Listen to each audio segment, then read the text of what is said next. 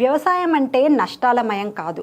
సరైన పద్ధతిలో సాగు చేస్తే అది కోట్లు కురిపించే బంగారు గని అని బీహార్లోని పశ్చిమ చంపారన్ జిల్లా రైతులు నిరూపిస్తున్నారు.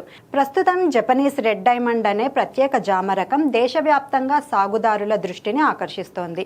ఈ రకం జామ ప్రత్యేకత ఏమిటంటే మొక్క నాటిన 8 నెలల నుంచే పూత రావడం ప్రారంభిస్తుంది.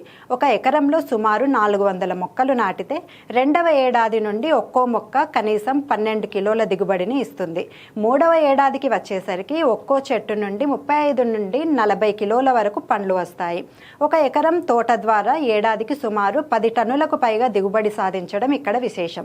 మార్కెట్లో కిలోకు 60 రూపాయల ధర పలికిన ఖర్చులు పోను రైతుకు లక్షల్లో లాభం మిగులుతోంది. ఈ జామకాయలు పరిమాణంలో పెద్దవిగా అత్యంత తీపిగా ఉండి ఏడాదికి 3 సార్లు పంటనిస్తాయి. తక్కువ పెట్టుబడితో తక్కువ కాలంలోనే రైతులను లక్షాధికారులను చేస్తున్న ఈ రెడ్ డైమండ్ సాగు ఇప్పుడు ఒక సరికొత్త విప్లవానికి తెరలేపింది. సంప్రదాయ పంటల కంటే ఇలాంటి వాణిజ్య తోటల వైపు మొగ్గు చూపడం వల్ల రైతు జీవితాల్లో కొత్త వెలుగులు నిండుతున్నాయి.